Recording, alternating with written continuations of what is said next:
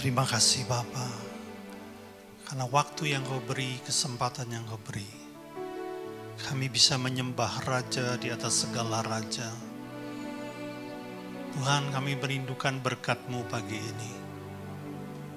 Sampaikanlah firman-Mu, berkat yang tak terhingga bagi kehidupan kami, yang akan mengubah hati dan pikiran kami, menuntun jalan hidup kami, hingga pada akhirnya Engkau disenangkan dengan hidup kami. Terima kasih Bapa, Roh Kudus, ini kami umat kepunyaan-Mu. Jamalah hati setiap kami. Di dalam nama Yesus, sama-sama kita katakan amin. Silakan duduk Bapak Ibu. Shalom. Kita sudah lewati 1 bulan dari tahun yang baru ini, 2023. Bagaimana saudara, sudah mengalami kemenangan demi kemenangan? Wajahnya wajah penuh kemenangan. Haleluya. Sebelum kita mendengar firman Tuhan, saya mengingatkan kembali bahwa tanggal 9 Februari, hari Kamis, akan diadakan training kilat penjala ya. Training singkat. Nah, pendaftaran terakhir bagi yang mau ikut adalah besok. Besok adalah hari terakhir kalau saudara mau ikut ya. Training kilat tanggal 9 Feb jam 7 malam. Biasanya hari Kamis itu kan kita mengadakan kelas Alkitab ya, cuma kali ini digunakan untuk training. Baik, kita langsung melihat firman Tuhan dari 2 Tawarik atau 2 Chronicle 34 ayat 1 sampai 8. Tadi saya lupa kasih skripnya ke Helen ya, tapi enggak apa-apa lah. Helen itu cepat soalnya. 2 Tawarik 34 ayat 1 sampai 8. Bunyinya demikian. Yosia berumur 8 tahun pada waktu ia menjadi raja, dan 31 tahun lamanya ia memerintah di Yerusalem. Lompat ke ayat 3.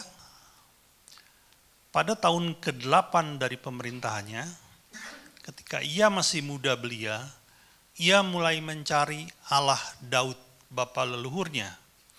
Dan pada tahun ke-12, ia mulai mentahirkan Yehuda dan Yerusalem daripada bukit-bukit pengorbanan, tiang-tiang berhala, patung-patung pahatan, dan patung-patung tuangan. Mesbah-mesbah para Baal dirobohkan di hadapannya. Ia menghancurkan pedupaan-pedupaan yang ada di atasnya. Ia meremukkan dan menghancur luluhkan tiang-tiang berhala. Saudara, dalam terjemahan aslinya bukan menghancur luluhkan, ditumbangkan, dibakar, ditumbuk sampai jadi debu. Ya. Dalam bahasa Indonesia dikatakan menghancur luluhkan. Patung-patung pahatan dan patung-patung tuangan, dan menghamburkannya, maksudnya menghamburkan debunya, ke atas kuburan orang-orang yang mempersembahkan korban kepada berhala-berhala itu. Tulang-tulang para imam, ini yang dimaksud adalah imam-imam dari dewa-dewa asing ya, dari kuil-kuil berhala itu, dibakarnya di atas mesbah-mesbah mereka. Demikianlah ia mentahirkan Yehuda dan Yerusalem. Juga di kota-kota Manasye, Efraim dan Simeon, sampai di kota-kota Naftali, yang di mana-mana telah menjadi reruntuhan. Ia merobohkan segala mesbah dan tiang berhala, merumuhkan segala patung pahatan, serta menghancur luluhkannya dan menghancurkan semua pedupaan di seluruh tanah Israel. Sesudah itu ia kembali ke Yerusalem. Pada tahun ke-18 dari pemerintahannya, setelah selesai mentahirkan negeri dan umat Tuhan, ia menyuruh Safan bin Azalia dan Maaseya, penguasa kota, serta Yoah bin Yoahas, bendahara negara, untuk memperbaiki rumah Tuhan Allahnya. Baik, pembacaan firman cukup sampai di situ dulu. Kita akan kembali memperhatikan ayat yang pertama. Dikatakan bahwa di situ adalah Yosia berumur 8 tahun ketika diangkat menjadi raja. Kalau kita melihat dalam sejarah raja-raja yang memerintah kerajaan Yehuda, maka raja termuda yang pernah diangkat adalah Yosia, 8 tahun ya. Jadi ini yang paling muda, nggak ada yang lebih muda lagi sebelumnya. Ada yang sedikit lebih tua, namanya Manasye, itu diangkat menjadi raja pada usia 12 tahun, tapi nggak ada yang di bawah 8 tahun. Jadi Yosia ini yang paling muda. Dunia memiliki pandangan bahwa orang yang punya banyak pengalaman lah yang dianggap bijaksana. Itu kata dunia. Ya. Dan ini secara tidak langsung bicara orang-orang yang sudah punya cukup umur. Karena orang yang belum cukup umur tentu pengalamannya belum banyak. Sehingga seringkali orang-orang muda itu dianggap kurang bijaksana. Karena dianggap kurang pengalaman. Katanya belum mengenal asam garam kehidupan. Sehingga seringkali orang muda itu dipandang rendah. Tapi sebenarnya prinsip ini tidak berlaku bagi Tuhan. Karena Tuhan bisa pakai siapapun, bahkan orang-orang muda yang dianggap kurang pengalaman pun Tuhan tetap bisa pakai. Kali ini Tuhan memakai seorang anak sekolah minggu untuk mempertobatkan satu kerajaan. Kan usia 8 tahun itu usia sekolah minggu, betul ya? Tapi dipakai Tuhan loh secara dahsyat. Seorang anak yang kalau ukuran kita itu belum lulus SD, dipakai Tuhan untuk satu bangsa. Saudara, saya percaya hari-hari ini, kita ini kan hidup di penghujung akhir zaman katanya. Hari-hari ini akan dibangkitkan anak-anak muda yang akan dipakai Tuhan dengan dahsyat. Selama ini saya lebih banyak mengenal hamba-hamba Tuhan yang memang sudah teruji kehidupannya, sudah teruji pelayanannya, dan buah pelayanannya itu berbuah amat lebat. Saya seringkali membaca buku-buku mereka, saya ingin tahu bagaimana kehidupan mereka. Ada yang bisa saya pelajari, ada yang saya bisa ikuti, dan saya memperoleh banyak berkat dari melihat kehidupan mereka. Tapi rata-rata dari mereka tuh usianya di atas 40 tahun. Ya, saya sebut aja contoh Heidi Baker. Heidi Baker itu dipakai Tuhan membangkitkan lebih dari 100 orang mati di Mozambik. Orang mati loh saudara. Umurnya sekarang sudah lebih di atas 60 tahun. Daniel Kolenda yang dipakai di Afrika, umurnya lebih dari 42 tahun. Andres Bisoni, umurnya di atas 45 tahun. Peter Jongeren, sudah hampir mencapai 70 tahun. Torben Sonderhat, itu di atas 40 tahun juga. Jadi rata-rata itu di atas 40 semua, bahkan ada yang sampai 70 tahun. Tapi saya percaya di zaman kita ini, hari-hari ini, bahkan di gereja kita, Tuhan akan bangkitkan orang-orang muda yang dipakai secara luar biasa. Kemarin saya melihat ada seorang pemuda biasa dari Korea. Wah, Korea ini kalau buat anak muda itu sangat terkenal ya, karena terkenal K-popnya. Kalau buat orang yang agak tua terkenal apanya? Nah, berarti ini penggemar nih, tahu ya, drakornya, haleluya. Tapi saya pikir Pak Dodi lebih suka berdoa ya daripada lihat drakor ya. Nah, di tengah keterkenalan dan popularitas di Korea yang begitu luar biasa, kebanyakan anak muda akan lebih suka mengejar kesenangan dalam hidup, sibuk mencari pacar, sibuk menggeluti hobi-hobinya, bahkan dengan musiknya yang terkenal yaitu musik K-pop. Tapi ada seorang anak muda yang punya gaya hidup berbeda. Di tengah kawan-kawannya yang punya kebiasaan seperti itu, dia justru menghabiskan waktunya untuk mencari Tuhan. Rindu hidupnya dipakai Tuhan. Bahkan dia rela mengorbankan banyak hal di masa mudanya hanya untuk mengenal Kristus. Itu yang dia kejar dalam hidupnya. Namanya Pak Yok. Tapi sering dipanggil karena anak muda ini sekarang sudah 100% terjun dalam pelayanan, dipanggil Brother Yok. Ya, masih 28 tahun saudaraku. Imut-imut, masih bujangan, belum punya istri. Ya, jadi yang gadis ada kesempatan tuh ya.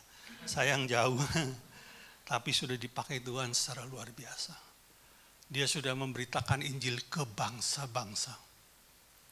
Otoritas, kuasa Allah begitu nyata dalam hidup anak muda ini. Sampai-sampai setan pun tunduk kepada dia. Nah, kebetulan saya ada videonya ya. Tolong disiapkan dulu. Yok 2 ya, yang kedua, Yok 2. Di mana waktu itu dia melayani di sebuah kota di Afrika. Dan pada saat dia melayani itu ada seorang ibu muda yang dirasuk setan. Dirasuk setan. Nah, saudara lihat bagaimana otoritas setan itu tunduk di bawah dia. Ya, kita perhatikan ya, boleh? And now is your end. In the name of Jesus Christ. Thank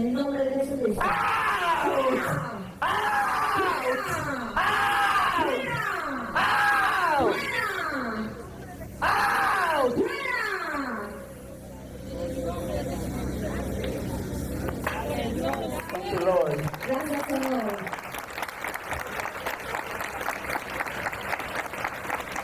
Haleluya. Ya. Saya ambil sedikit aja.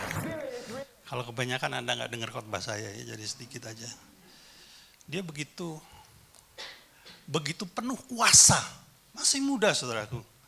Cuman saya mau tunjukkan satu, tolong disiapkan yang Yok 1 ya. Jadi ibu itu seorang istri ya. Dan sebelum setannya diusir dari ibu itu, ini agak menyimpang sedikit, tapi saya ingin memberi sebuah berkat lah, pengertian yang benar supaya kita mengerti. Oleh karena otoritas, kuasa yang ada pada pemuda ini, dia bisa meminta roh jahat itu atau setan itu berterus terang gitu loh. Dia bilang, bagaimana caranya engkau bisa masuk ke wanita ini? Dia bertanya seperti itu. Jadi kita lihat ya. Yok 1.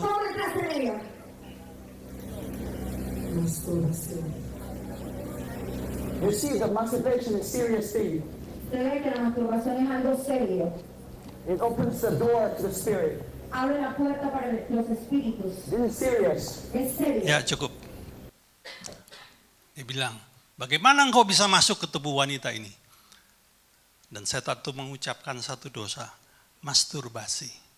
Perhatikan saudara, dosa itu pintu masuk roh jahat ke dalam tubuh manusia. Ya, banyak orang menganggap itu remeh, tapi saat itu dibuka, dia bisa masuk lewat itu. Anak-anak muda, hiduplah kudus ya.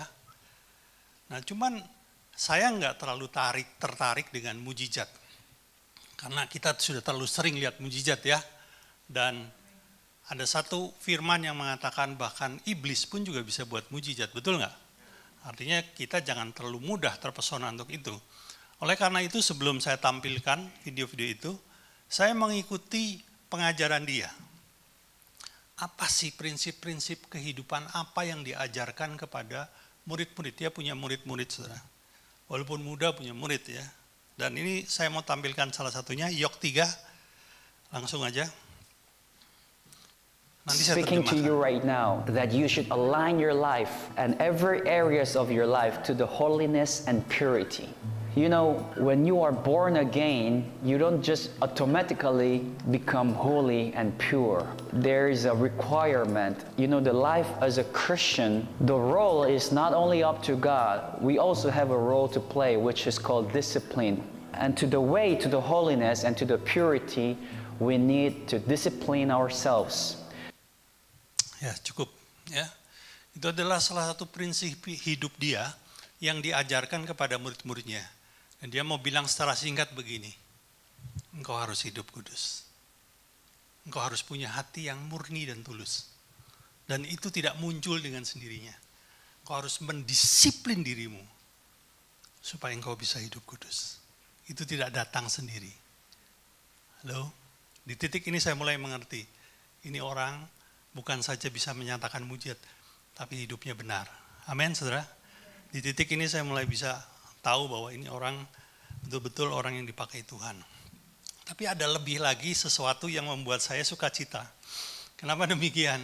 Ternyata anak muda yang sudah melakukan KKR di depan puluhan ribu orang sekali KKR.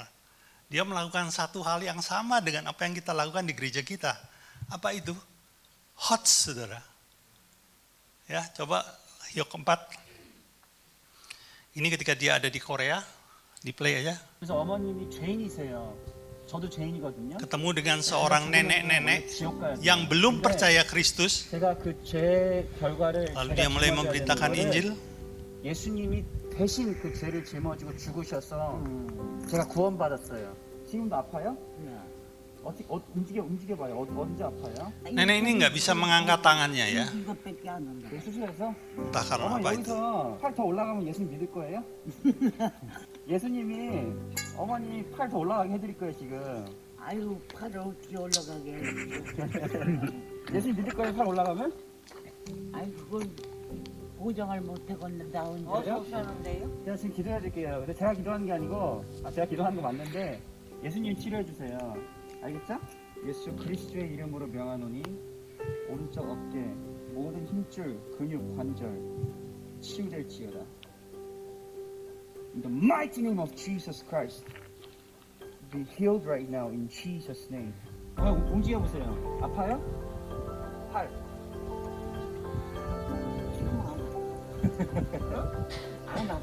Tidak merasa sakit lagi dan bisa mengangkat tangannya. Haleluya. 봐봐요. 어머니, 예수님이 치료하신 거거든요. 예수님이 그냥 어떤 이야기가 아니에요. Ya, cukup. 예수님이 어머니 너무 Singkat cerita setelah itu dia menawarkan apakah ibu ini mau percaya kepada Yesus, dan ibu itu mau. Sama seperti yang dikerjakan di gereja kita. Dia juga melakukan khotbah. Jadi sebenarnya apa yang kita buat ini sudah selaras dengan kehendak Tuhan. Ya, banyak orang mulai melakukannya di mana-mana, bahkan di Korea. Oke, jadi yang mau melakukan tapi merasa belum mampu, ikut aja training hari Kamis nanti ya. Baik, kita kembali kepada firman Tuhan. Tangkap satu hal, saudara.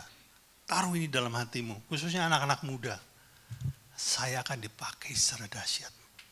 Ya, nah kita mau melihat bagaimana sih Yosia ini dipakai Tuhan secara luar biasa.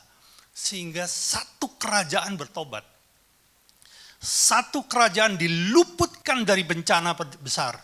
Dan satu kerajaan kembali kepada Kristus.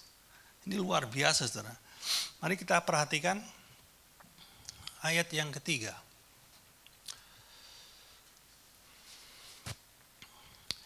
Pada tahun ke-8 dari pemerintahannya, ketika ia masih muda belia, ia mulai mencari Allah Daud. Saya ulangi, ia mulai mencari Allah Daud. Ini pada tahun ke-8 pemerintahannya, artinya dia waktu itu berusia berapa? 16 tahun, masih muda saudaraku, masih muda. Apa yang dia buat? Dia mulai mencari Allah Daud. Nah ini jadi pertanyaan, kenapa nama Daud disebut-sebut di situ? Kenapa tidak cukup dengan kata Allah saja?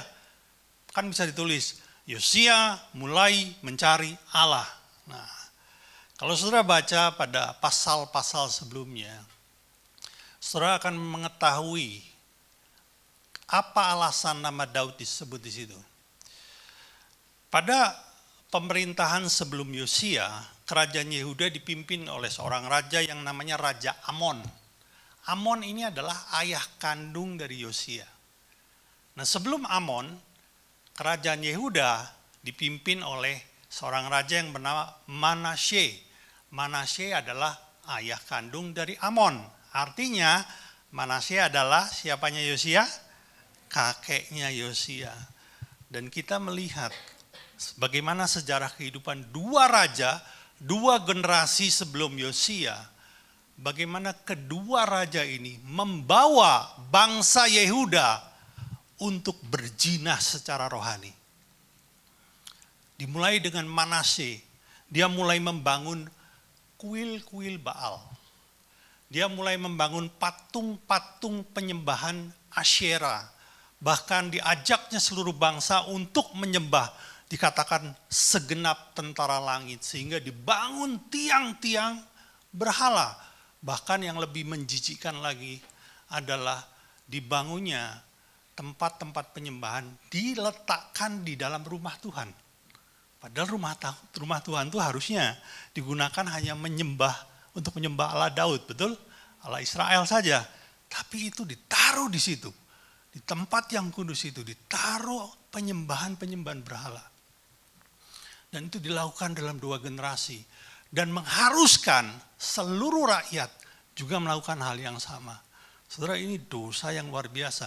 Artinya pada masa itu ketika Yosia diangkat menjadi raja, baik Yerusalem sebagai ibu kota maupun kerajaan Yehuda secara keseluruhan, dipenuhi dengan Allah-Allah yang berbeda-beda. Ada Allahnya Baal, ada Allahnya Asyera, ada Allahnya ini, Molok, dan segala macam. Ada. Orang Yehuda dibebaskan, pilih yang mana aja. Oleh karena itu, dikatakan bahwa Yosia memutuskan hanya untuk mencari Allah Daud.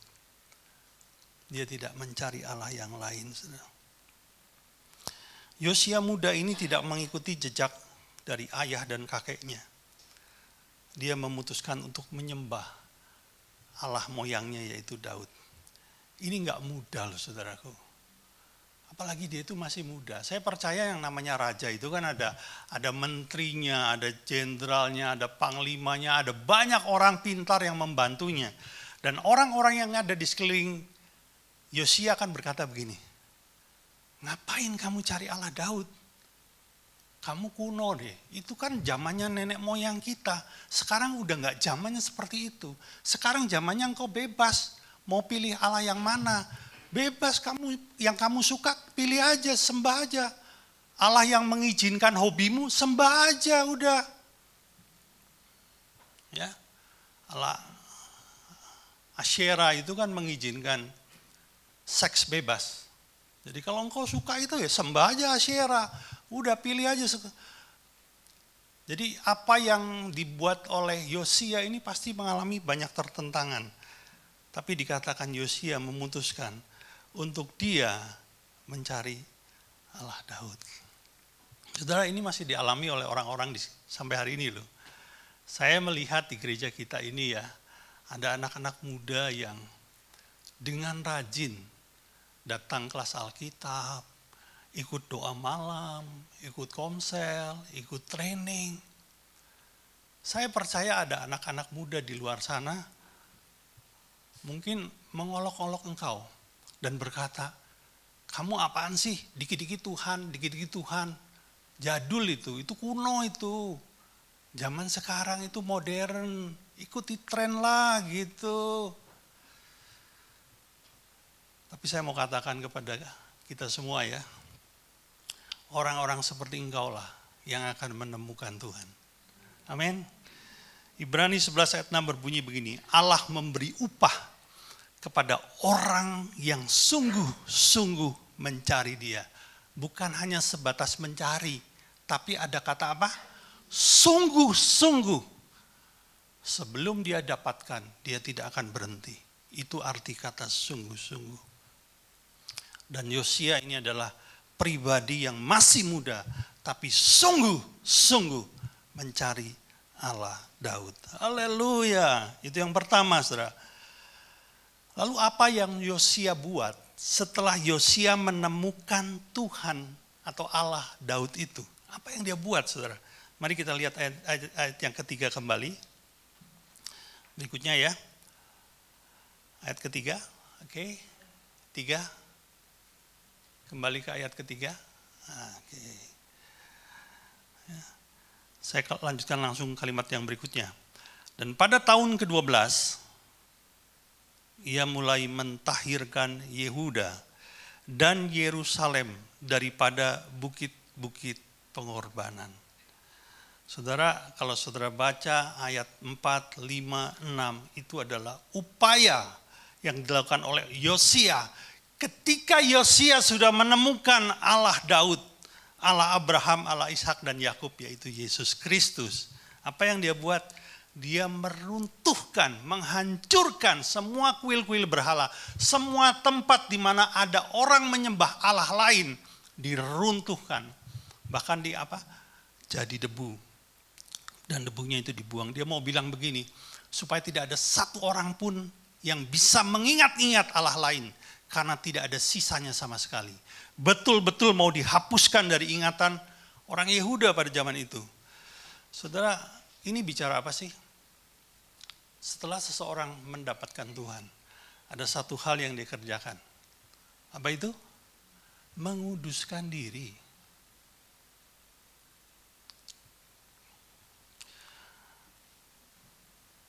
Tanda orang yang sudah berjumpa dengan Tuhan adalah dia menyadari betapa kotor hidupnya, betapa kotor hatinya. Dan dia akan merasa tidak layak di hadapan Tuhan. Satu kali ya, ada seorang nabi besar. Dikatakan nabi ini adalah penulis kitab yang paling tebal di Alkitab. Namanya Nabi Yesaya. Dan ketika Yesaya didatangi oleh roh Allah dan diberi sebuah penglihatan, dia melihat Allah yang Maha Mulia itu menampakkan dirinya di atas tahta dengan dikelilingi oleh para serafim. Dan waktu dia melihat itu, coba kita lihat ya, Yesaya 6 ayat 5. Yesaya pasal 6 ayat 5. Ini perkataan Yesaya. Lalu kataku, celakalah aku binasa sebab aku ini seorang yang najis bibir. Dan aku tinggal di tengah bangsa yang najis bibir. Namun mataku telah melihat Sang Raja, yakni Tuhan semesta alam. Kalau engkau betul-betul sudah berjumpa dengan Tuhan, betul-betul berjumpa nih, mengalami perjumpaan pribadi, di titik itu Anda akan merasakan, saya ini sebenarnya orang yang gak layak ketemu dengan Tuhan. Ketemu dengan yang Maha Kudus. Karena di titik itu, kita seperti melihat sebuah baju kotor dengan baju yang bersih sama sekali yang belum pernah dipakai. Perbedaannya terlalu jelas, saudaraku. Di titik itu kita melihat segala dosa kita. Dan ini yang dialami Yosia. Sehingga akhirnya dia buat apa? Dia meruntuhkan segala kuil berhala. Ini bicara pengudusan diri, saudara. Pengudusan diri. Seperti yang tadi dilakukan yang diajarkan oleh anak muda dari Korea itu. Brother Yok. Kuduskanlah dirimu, karena Allah itu kudus. Ya. Banyak orang kurang mengerti di sini. Dan akhirnya apa? Seringkali dia berdoa, maaf ya, dia tidak mendapatkan apa-apa dari Tuhan. Yesaya 59 ayat 1 dan 2 berkata apa? Karena dosamu menghalangi engkau untuk berjumpa dengan Allah. Ya, haleluya. Yang kedua adalah menguduskan diri. Mari kita lihat yang ketiga. 2 Tawarik 38 ayat yang 34 ayat ke-8. 34 ayat ke-8. Oke. Ayat ke-8. Pada tahun ke-18 dari pemerintahnya setelah selesai mentahirkan negeri dan rumah Tuhan, ia menyuruh Zafan bin Azalia dan Maaseya, penguasa kota, serta Yoah bin Yoahas, bentara negara itu, untuk memperbaiki rumah Tuhan Allahnya. Perhatikan saudara, karena kedua raja sebelumnya tidak memperhatikan rumah Allah, lebih memperhatikan Allah-Allah lain. Akibatnya rumah Allah dalam kondisi yang tidak terurus, bahkan rusak. Dan Yosia memutuskan apa? Perbaiki rumah Tuhan. Kenapa dia bilang begitu? Karena Yosia menginginkan bukan hanya dia yang mendapatkan Tuhan, tapi dia juga menginginkan seluruh rakyatnya bisa berjumpa dengan Tuhan. Dan untuk hal itu bisa terjadi, tempat ibadat yang biasanya dipakai oleh orang Yehuda harus diperbaiki lebih dahulu. Kalau enggak, itu enggak mungkin terjadi. Dan Yosia membuat keputusan, perbaiki rumah Tuhan. Dengan segala uang yang ada, perbaiki rumah Tuhan. Ini bicara apa, saudaraku? Memperbaiki rumah Tuhan itu bicara membangun hubungan intim dengan Tuhan. Yosia tidak berhenti pada titik di mana dia bisa mendapatkan Tuhan. Yosia juga tidak berhenti pada titik di mana dia menguduskan diri, tapi dia bergerak lebih jauh. Dia membangun hubungan intim dengan Tuhan. Harusnya ini sebenarnya step-step yang harus kita lakukan. Ya, ini mungkin terjadi ribuan tahun yang lampau, tapi ini punya pesan rohani. Ini adalah langkah-langkah yang harus dilakukan oleh orang percaya. Ya, apa tadi yang pertama? Mencari Tuhan. Yang kedua, menguduskan diri. Dan yang ketiga, membangun hubungan intim, saudara. Ini bicara Anda datang dan membuka komunikasi dengan Allah terus menerus, bukan hanya untuk 1-2 menit saja. Ini yang dibuat Yosia. Dan ternyata kalau kita lakukan ini menjadi bagian dari gaya hidup, maka kita akan memperoleh yang keempat, seperti yang dialami Yosia. Coba kita lihat apa yang diperoleh Yosia di ayatnya yang ke-14, di pasal yang sama.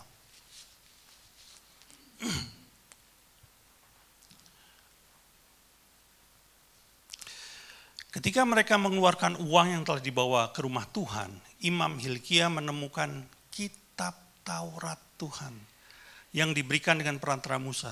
Saudara, waktu mereka berikhtiar untuk memperbaiki rumah Tuhan, mereka kumpulkan uang untuk biaya perbaikan itu.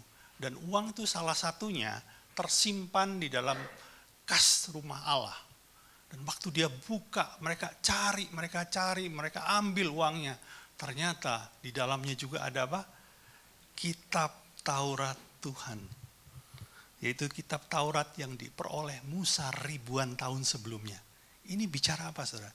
Ketika engkau membangun hubungan intim dengan Tuhan, maka engkau akan mendapatkan tuntunan Allah.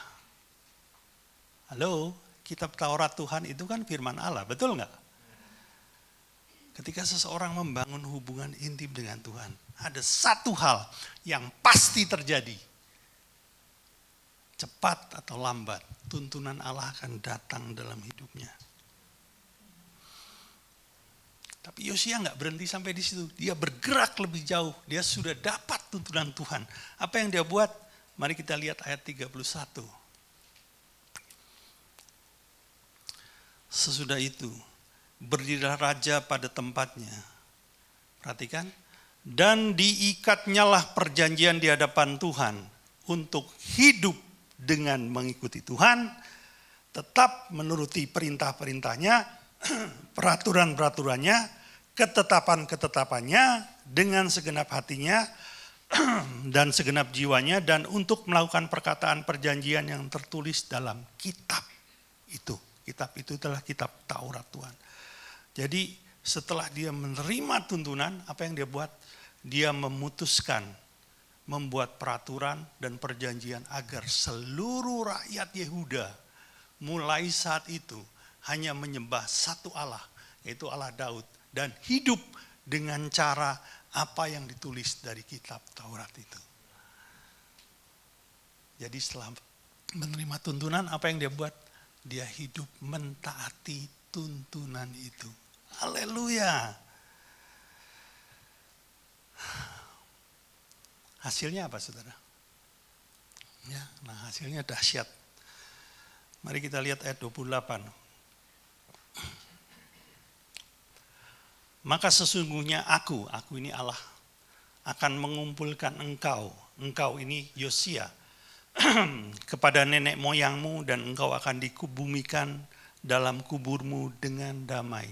Ini bicara Yosia akan mengakhiri hidupnya maksimal di dalam Tuhan. Dan bisa beristirahat bersama moyangnya. Berikutnya apa? Dan matamu tidak akan melihat segala malapetaka yang akan kudatangkan atas tempat ini dan atas penduduknya. Ingat saudaraku, apa yang dibuat oleh dua raja sebelum Yosia?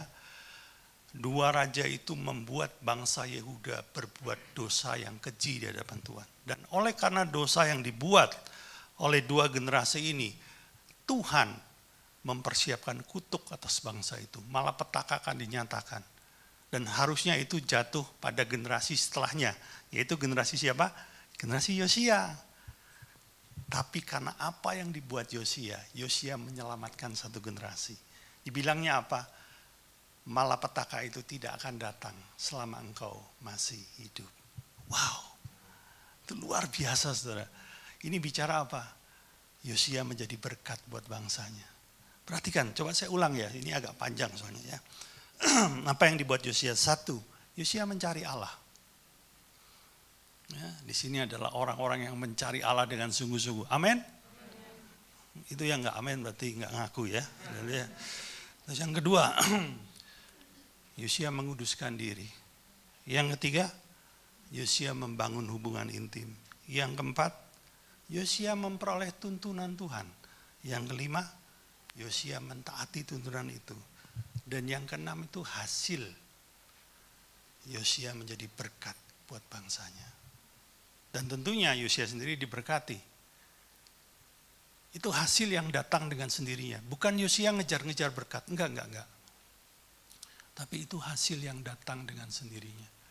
Saudara, kelima hal ini harusnya menjadi gaya hidup kita. Anda nggak bisa comot salah satu. Saya suka yang ini, yang itu nggak suka. Jadi saya yang lakukan yang ini. Nggak bisa saudaraku. Tuhan mau lakukan ini, kita lakukan secara lengkap. Mencari Allah, menguduskan diri, membangun hubungan intim, mendapatkan tuntunan dan mentaatinya. Itu harus ada dalam kehidupan kita. Maka hal yang sama seperti dialami Yosia akan kita alami dalam kehidupan kita. Amin. Ingat saudara, ini zaman akhir, bahkan ada banyak anak muda akan dipakai secara luar biasa. Hidup seperti ini dan kau akan dipakai dengan dahsyat. Amin. Haleluya. Mari kita bersyukur. Jadi, ku percaya kau Tuhan yang tak pernah gagal.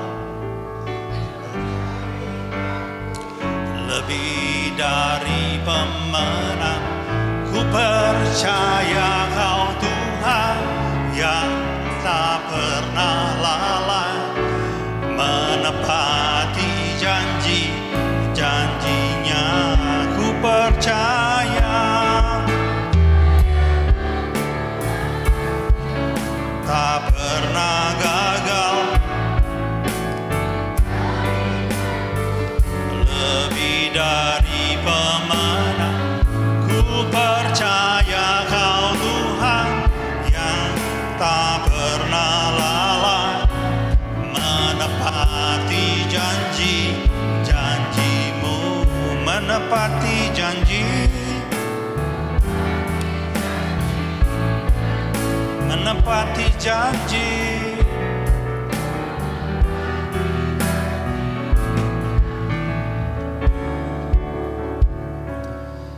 Bapa, kami bersyukur untuk firman-Mu. Haleluya Tuhan, sungguh tuntunan yang luar biasa. Hamba-Mu percaya dari gereja ini akan tampil anak-anak muda yang dipakai secara dahsyat, yang menggoncang dunia ini. Haleluya, haleluya, Engkau ajaib Tuhan. Kami mau buat apa yang Yosia buat. Haleluya, kami mau buat apa yang Yosia buat. Terima kasih Bapak buat pagi ini, buat firman-Mu, buat berkat-Mu. Terpujilah Engkau selama-lamanya di dalam nama Yesus Kristus Tuhan. Amin. Pagi ini kita akan menerima perjamuan kudus saudara. Haleluya. Perjamuan ini mengingatkan kita akan perjanjian yang sudah Tuhan buat. Bagaimana Dia mencurahkan darah dan hidupnya untuk menebus Anda dan saya dari segala ikatan dosa, dari segala kutuk dosa, dari segala hukuman dosa. Ini adalah pengorbanan yang sempurna dari Tuhan Yesus Kristus. Namun sebelum kita menerima perjamuan ini, saya mau mengajak kita untuk merenung sebentar, berdiam diri sebentar. Bila ada hal-hal yang tidak berkenan dalam hatimu, yang kau buat baik disengaja maupun tidak disengaja, dan hal itu adalah dosa, mari datang kepada Tuhan dengan hati yang jujur dan tulus. Akuilah hal itu di hadapan Allah, sehingga sebelum kau menerima perjamuan ini, engkau diampuninya, disucikan dan dikuduskannya, sehingga kau bisa menerima berkat yang ada di balik perjamuan ini.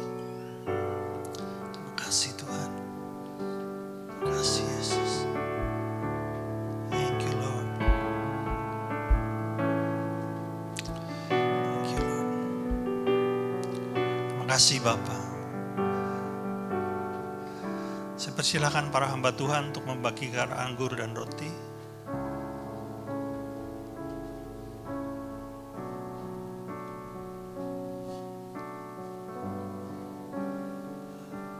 Sebab tiada yang sepertimu, sebab tiada yang sepertimu.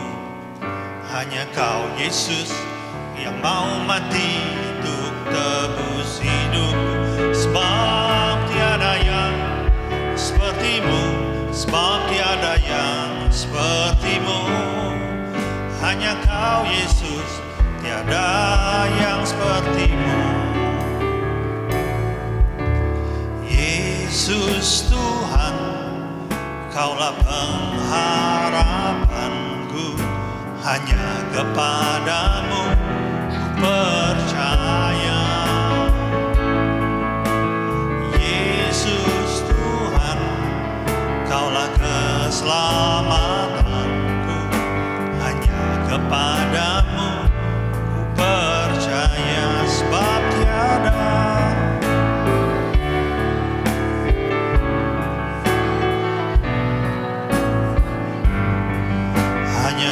Yesus yang mau mati untuk tebus hidupku. Sebab tiada yang sepertimu, sebab tiada yang sebab tiada yang sepertimu, sebab tiada yang sepertimu. Hanya Kau Yesus yang mau mati untuk tebus hidup. Sebab tiada yang sepertimu, sebab tiada yang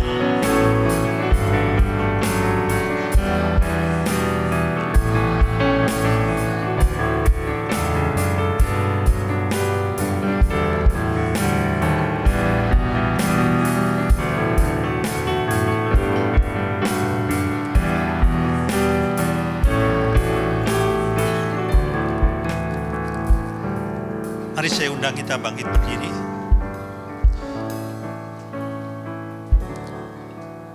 Kita angkat roti di atas kepala kita. Sebab apa yang telah kuteruskan kepadamu telah aku terima dari Tuhan, yaitu bahwa Tuhan Yesus pada malam waktu ia diserahkan, mengambil roti dan sudah itu ia mengucap syukur atasnya. Ia memecah-mecahnya dan berkata, inilah tubuhku yang diserahkan bagi kamu. Perbuatlah ini menjadi peringatan akan aku. Jemaat yang dikasihi Tuhan, bukankah roti yang kita pecah-pecahkan ini adalah persekutuan kita dengan tubuh Kristus? Mari kita makan dalam namanya.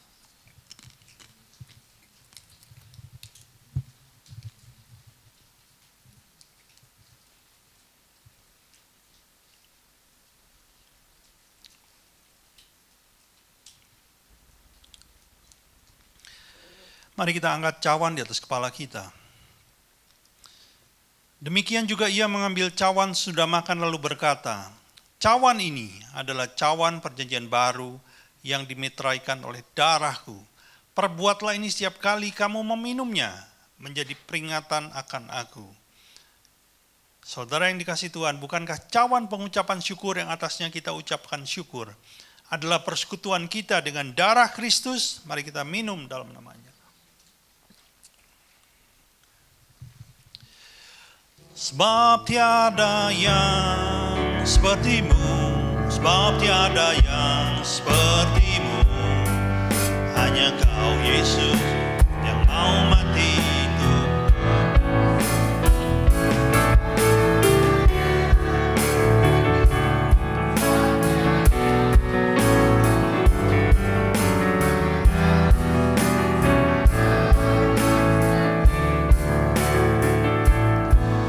Bapa, kami bersyukur buat perjamuan kudus.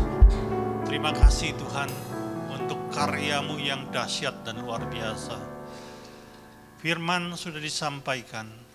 Mari kiranya Engkau terus mengingatkan kami dan memampukan kami untuk hidup dalam firman-Mu. Terima kasih Bapa, di dalam nama Yesus kami berdoa.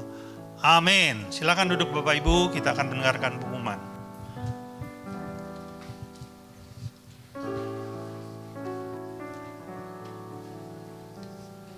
Shalom. Saya langsung kepada pengumuman. Bagi saudara yang ingin memberikan persembahan, bisa melakukannya setelah ibadah ini usai dengan cara memasukkan amplop persembahan ke kotak persembahan yang ada di pintu belakang. Ibadah online seperti biasa akan diakses pukul 2 siang. Linknya akan diinformasikan melalui grup Telegram gereja. Dan untuk membangun hubungan intim dengan Tuhan, gereja mengajak semua jemaat untuk menyembah Tuhan di rumah masing-masing setiap pukul 8 malam. Saudara bisa mengajak seluruh anggota keluarga untuk terlibat di dalam penyembahan ini. Doa malam diadakan pada hari Rabu, tetap pukul 7 malam, mohon hadir 15 menit sebelumnya. Kami undang jemaat untuk bangkit berdiri, mari kita tutup ibadah pagi ini dengan doa. Bapa di dalam surga, terima kasih Tuhan buat setiap waktu kesempatan yang begitu berharga yang Kau berikan kepada setiap kami. Untuk itu kami boleh berhimpun dalam keadaan yang baik di tempat ini, memuji menyembah-Mu, bersuka cita. Terlebih-lebih Kau berkati setiap kami dengan firman-Mu Tuhan. Makasih Tuhan buat apa yang boleh kami tangkap, kami dengar pagi ini Tuhan, tuntunan-Mu Tuhan.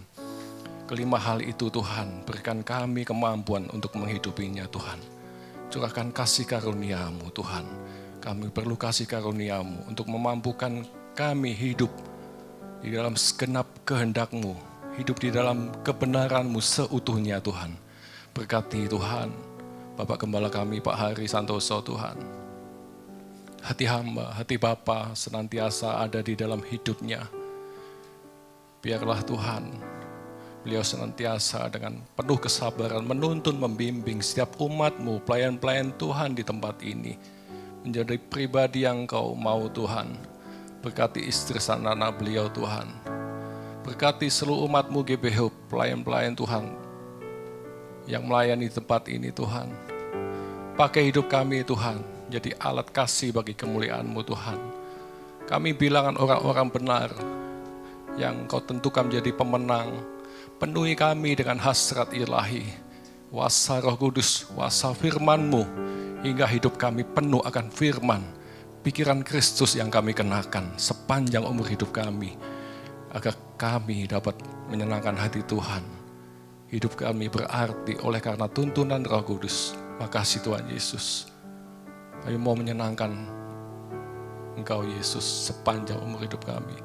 Kami berdoa untuk Indonesia. Kami minta belas kasih-Mu atas bangsa ini. Jamah hati bangsa ini Tuhan. Hujani Indonesia dengan pertobatan serta keselamatan yang daripada-Mu Tuhan. Engkau landa Indonesia dengan hati yang takut akan Tuhan. Berkati seluruh pemimpin-pemimpin kami, mulai dari Bapak Presiden Jokowi dan seluruh jajarannya. Hikmat kebijaksanaan ilahi turun atas mereka semuanya. Agar setiap keputusan dan kebijaksanaannya boleh mensejahterakan seluruh rakyat Indonesia. Sebentar kami boleh pulang Tuhan, kami akan menerima berkat daripada-Mu. Makasih Tuhan. Baik, kita angkat tangan kita dan arahkan hatimu kepada Bapa di surga. Diberkatilah engkau berlimpah-limpah dengan segala yang terbaik dari Allah Bapa, kasih-Nya yang sempurna di dalam Yesus Kristus, serta kekuatan, pertolongan, dan penghiburan dari Roh Kudus memampukan engkau untuk hidup dalam segenap kehendak Allah. Kita yang sudah terima semuanya itu, sama-sama kita katakan, amin. Tuhan Yesus memberkati.